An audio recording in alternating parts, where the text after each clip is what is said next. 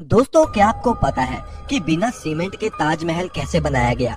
जबकि आज तक तो बड़ी बड़ी बिल्डिंग्स और पुल वगैरह सीमेंट से ही बनते हैं और 100 सालों तक खड़े रहते हैं, लेकिन ताजमहल तो बिना सीमेंट के बनाया गया है। तो फिर कैसे वो करीब 350 सालों से इतनी मजबूती से खड़ा है? फिर चाहे कितना ही बड़ा भूचाल आ जाए, चाहे कोई भी नेचुरल डिजास्टर हो जाए, ताजमहल वहीं का वहीं खड़ा है। आखिर कैसे? और क्या आपको पता है कि उस समय ताजमहल कितने रुपयों में बनाया गया होगा? क्यों ताजमहल को यमुना नदी के किनारे बनाया गया? और साथ ही में आप ये भी जानोगे कि क्यों ताजमहल में आज तक लाइट्स नहीं लगाई गई। बस आप वीडियो के लास्ट तक हमारे साथ बने रहिए और नए यूजर इस चैनल को सब्सक्राइब जरूर कर लेना। तो चलिए वीडियो को शुरू करते हैं। दोस्तों, हर साल लाखों की संख्या में लोग इस अजूबे को देखने आते हैं। आपको इसकी हिस्ट्री का तो पता ही होगा कि कैसे शाहजहां ने अपनी बेगम मुमताज के लिए इतना बड़ा मोनूमेंट खड़ा कर डाला। उन्होंने अपने प्यार को मुमताज की मौत के बाद एक्सप्रेस किया था। लेकिन दोस्तों, ये बिना सीमेंट के आखिर इतना बड़ा मोनूमेंट खड़ा कैसे हो गया? जबकि सीमेंट का आविष्कार 1824 में एस्पिरिन नाम के एक इंटेलिजेंट इंसान ने किया था, जो कि इंग्लैंड में रहते थे, और इन्होंने ही दुनिया का सबसे पहला सीमेंट का कंपनी बनाया, जिसका नाम था पोर्टलैंड सीमेंट। और ताजमहल का कंस्ट्रक्शन 1631 में शुरू हुआ और 1648 में जाकर खत्म हुआ। लेकिन बिना सीमेंट के ही ये खड़ा हो चुका था, जिसे आज तक एक भी खरोच नहीं आई।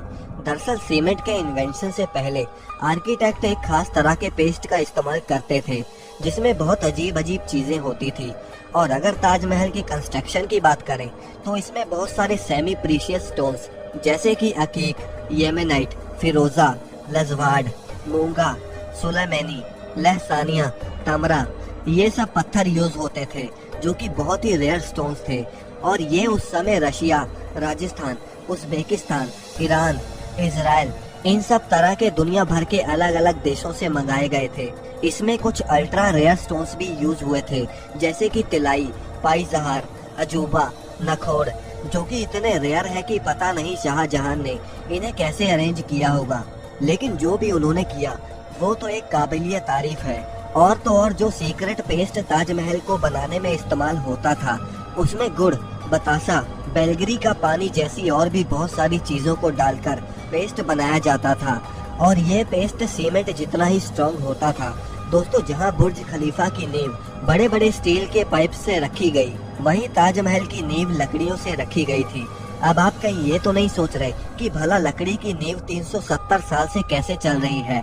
दरअसल इसमें सबसे बड़ा रोल यमुना नदी का है। यमुना सिर्फ ताजमहल को अच्छा व्यू ही नहीं देती, बल्कि अगर यमुना नदी ना रहे तो ताजमहल गिर भी सकता है। इसमें होता यह है कि पहले के इंटेलिजेंट लोगों ने इसमें ऐसी लकड़ी का इस्तेमाल किया जिसमें चाहे जितना भी पानी लगता रहे, वो लकड़ियां और भी स्ट्रॉन्ग होती चली जाएंगी, वरना बाकी लकड़ियां नमी की वजह से खराब हो जाती हैं। और यही वजह है कि ताजमहल के खड़ा रहने में यमुना नदी का बहुत बड़ा हाथ है।